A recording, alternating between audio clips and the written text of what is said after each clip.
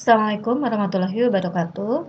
Baiklah, kita akan melanjutkan tentang pembahasan konsep dasar dari ekonomi ya.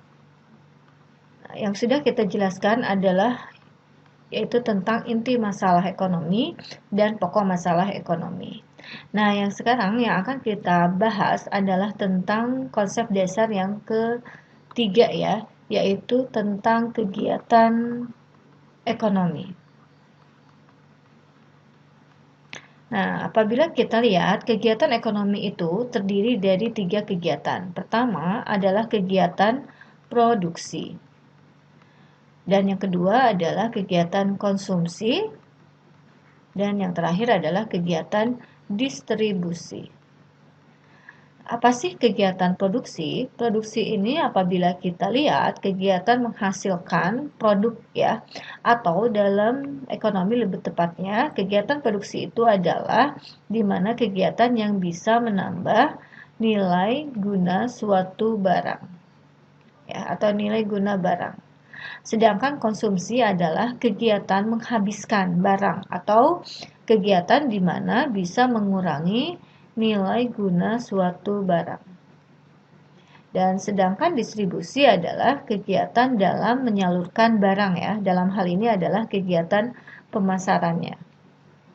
Nah, ini kegiatan yang berkaitan dengan konsep ekonominya sendiri. Jadi kita tidak akan terlepas dari ketiga kegiatan ini, yaitu produksi, konsumsi, dan distribusi. Ada kegiatan ekonomi, berarti ada yang melakukan kegiatan ekonomi tersebut, yaitu yang disebut dengan pelaku ekonomi. Nah, pelaku ekonomi itu siapa saja? Dari kegiatan produksi itu ada yang dinamakan pelakunya adalah produsen. Tetapi karena kita memahami konsep ekonomi itu adalah pengaturan rumah tangga, berarti pelaku ekonomi di sini adalah kita memakai rumah tangga atau RT ya, rumah tangga produsen. Atau bisa disingkat dengan RTP. Kemudian, konsumsi, dari kegiatan konsumsi, para pelakunya adalah yang dinamakan rumah tangga konsumen ya, atau disingkat dengan RTK. Nah, sedangkan yang melakukan distribusi bisa oleh pemerintah dan juga bisa oleh masyarakat luar negeri. Maka pelakunya terdiri dari rumah tangga pemerintah atau bisa disingkat dengan rumah tangga government. Kenapa tidak RTP? Nanti takut tertukar ya dengan rumah tangga produsen. Maka di sini rumah tangga government.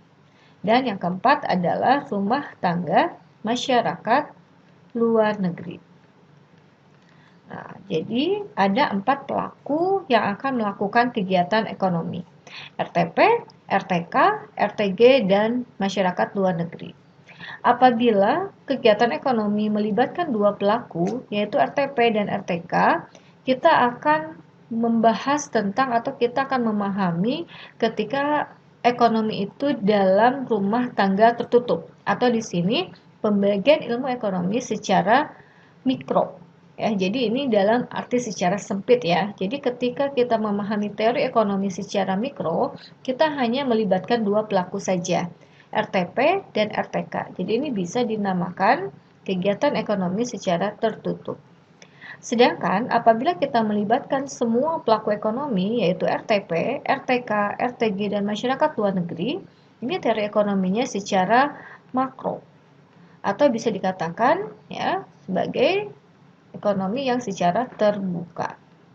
Nah, ini para pelaku ekonomi. Konsep dasar ekonomi yang selanjutnya adalah tentang motif ekonomi.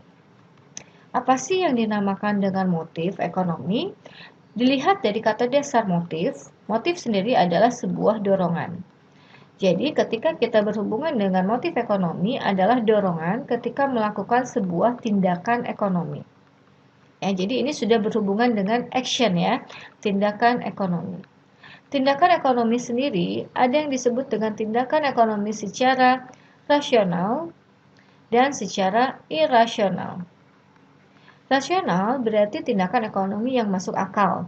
Contoh misalkan, kalian misalkan istirahat di sekolah itu hanya sekedar 5 menit. Apakah rasional ketika kita jajan di kantin atau misalkan jajannya di pasar? Kalau di pasar itu bisa memakan waktu sekitar minimal itu 30 menit. Maka kalau kalian jajan di pasar itu namanya tindakan secara irasional. Sedangkan ketika kalian jajan di kantin berarti itu tindakan secara rasional. Nah, itu yang dinamakan dengan motif ekonomi.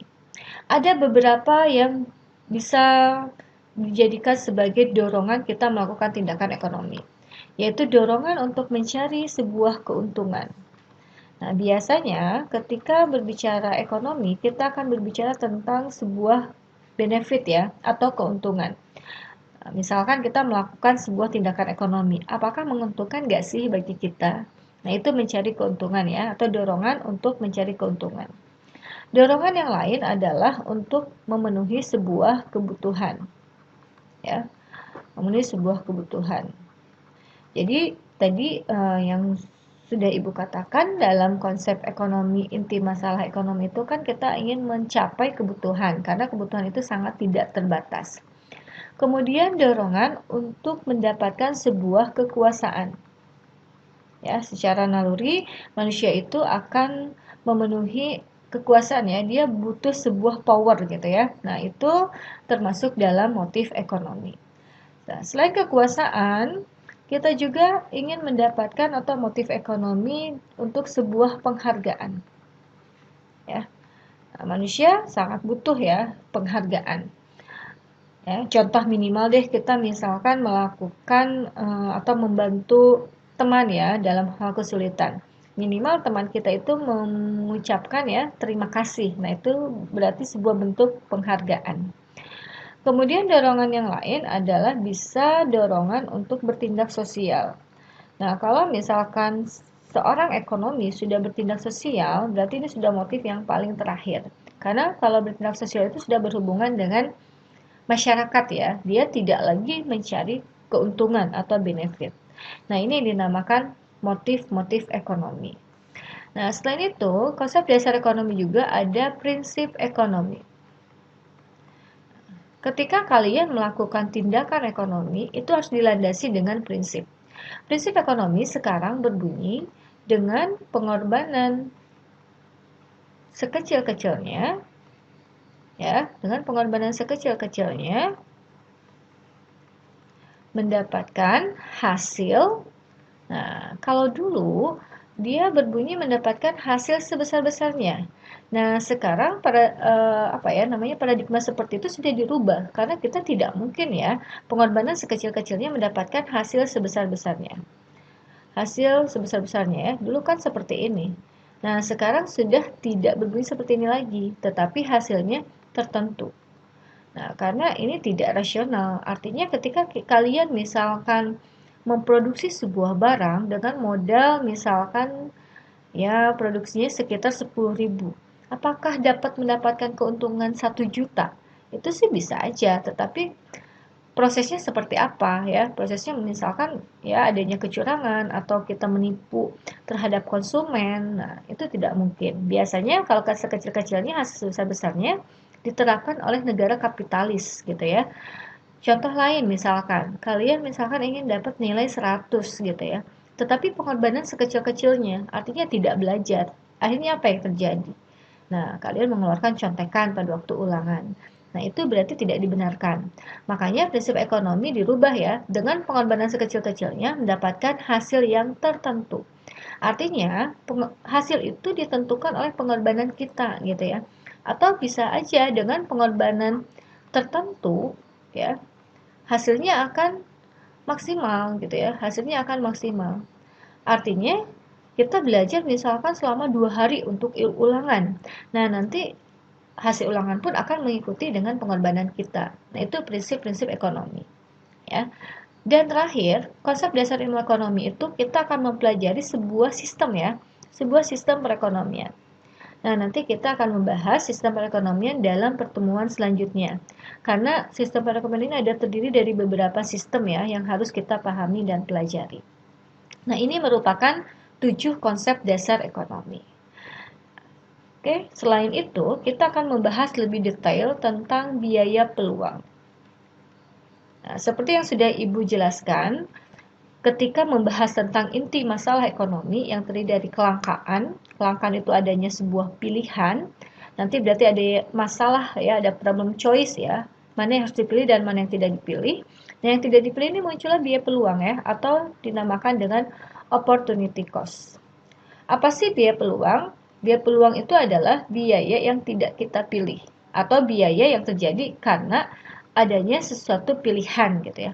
Contoh misalkan, dalam waktu yang bersamaan, misalkan hari ini pada pukul 7 pagi gitu ya, 7 pagi, kalian misalkan akan melakukan tindakan yang pertama, sarapan misalkan ya, terus belajar atau beres-beres gitu ya. Nah, kita kan tidak mungkin kita melakukan kegiatan secara bersamaan. Maka di sini kita akan pilih mana yang menjadi skala prioritas. Oke deh, misalkan sarapan dulu. Nah, berarti belajar dan beres-beres ini tidak kita pilih. Nah, yang tidak kita pilih ini dinamakan namanya opportunity cost. Ya. Nah, ini yang dinamakan biaya peluang. Atau ketika kita berhadapan dengan nilai nominal ya atau angka. Contoh misalkan, setelah kalian lulus SMA, kalian kuliah. Setelah kuliah berarti kerja. Nah, pada waktu kalian melamar kerjaan, kalian diterima di 3 tempat, A, B, dan C. Berarti kita akan memilih ya, maka di sini muncullah problem choice ya.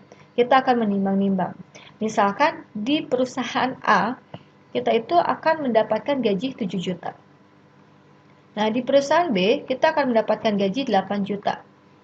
Di perusahaan C, kita akan mendapatkan gaji misalkan sebesar 9 juta.